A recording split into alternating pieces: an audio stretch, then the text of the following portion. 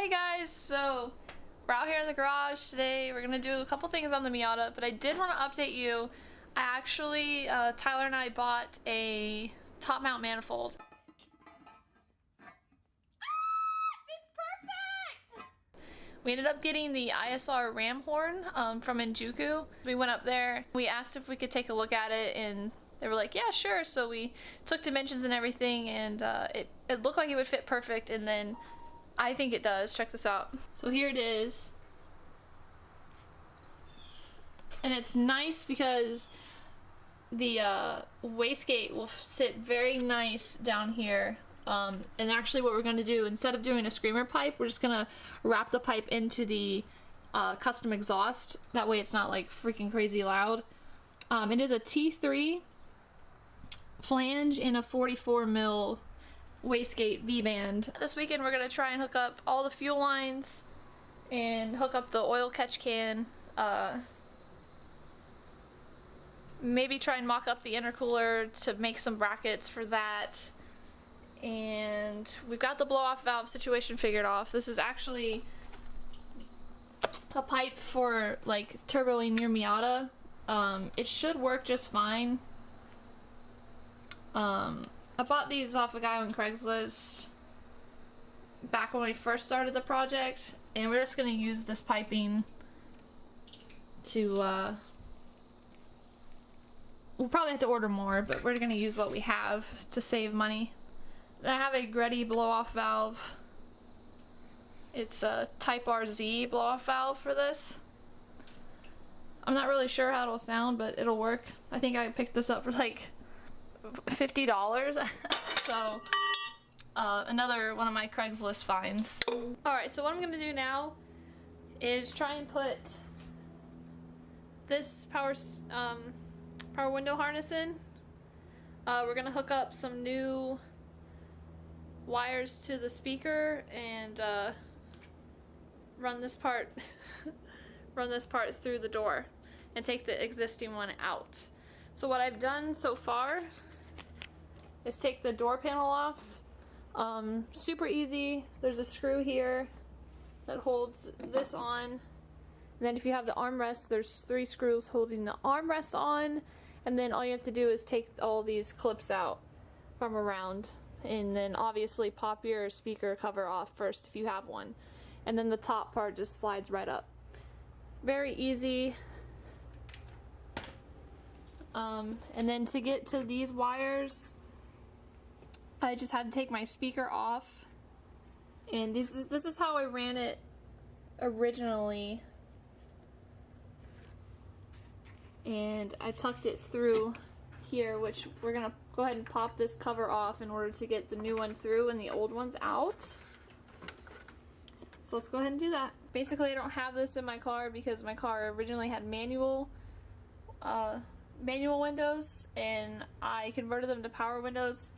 I originally had them set up with just wires coming out, but I do have this now, and I figured out a way to put connectors into the existing harness to run these to the window switch. So we're gonna go ahead and do that. So last night I ended up taking both the wires out of this harness here and running it through the door gasket instead of trying to force this harness through. I plugged it in, and then I'm just going to run all of it back in, put the speaker on.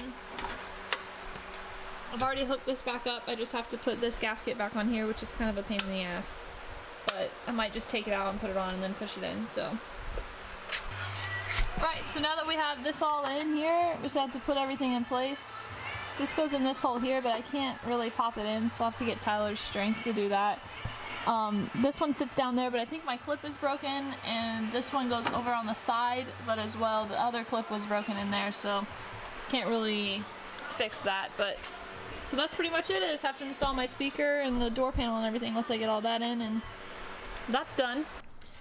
So I had to move the oil dipstick over this way further, so obviously this doesn't fit right here anymore. So what I'm going to do is bend it and take it off and then flip it the other way. So let's do that.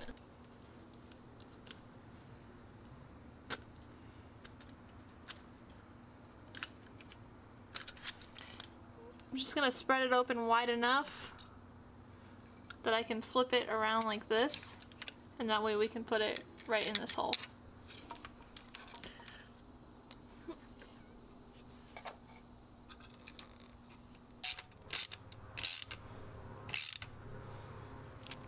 Cool. And then it's all in. It's rerouted right here next to the sensor. So now we're gonna run the fuel lines.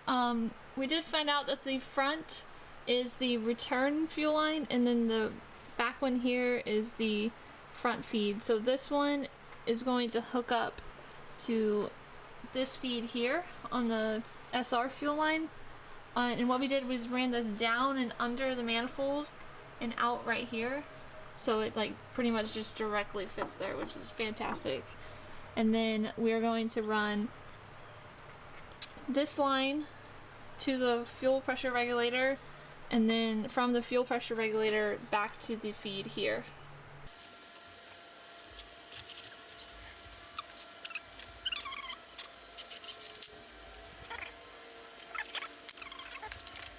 So basically what we've done is we have this fuel regulator, which we're eventually going to get a different one, but this is the one we have for now. We have this bracket and we put it underneath the fuel, or the fuse box, and our oil catch can as well is going on the nut that holds the fuse box down to the holder. And we're running this line directly down into here, and the bottom line underneath the regulator will go to here. And like I said before, the front fuel line we ran down and around and under. So actually this one is going here, and the bottom one is going to this one.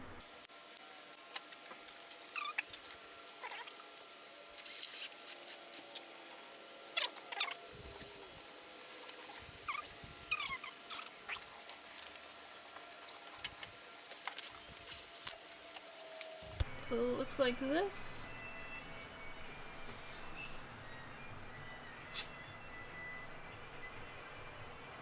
Then we already put in a new fuel filter as well. Since we were doing this, figured we might as well do it. I don't know when the last time it was done. I think all of our fuel stuff is done. I did the fuel pump, the fuel filter, and everything. All the lines are hooked up and everything, so fuel is done. So we're finally gonna put the radiator in. Well, we put it in, but bolt it in.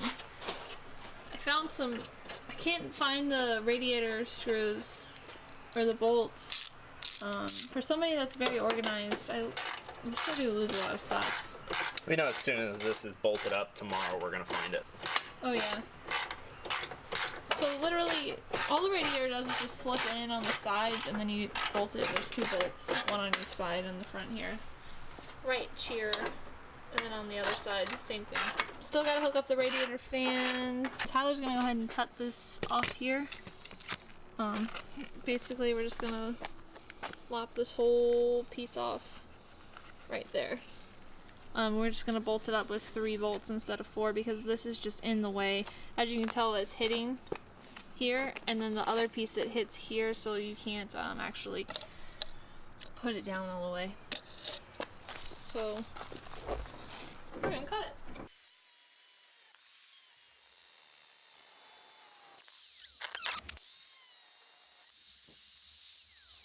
And so now we're just gonna grind it down some. And we should be good to throw it back in. Well, first I'm gonna spray it with some paint so it doesn't get all rusty.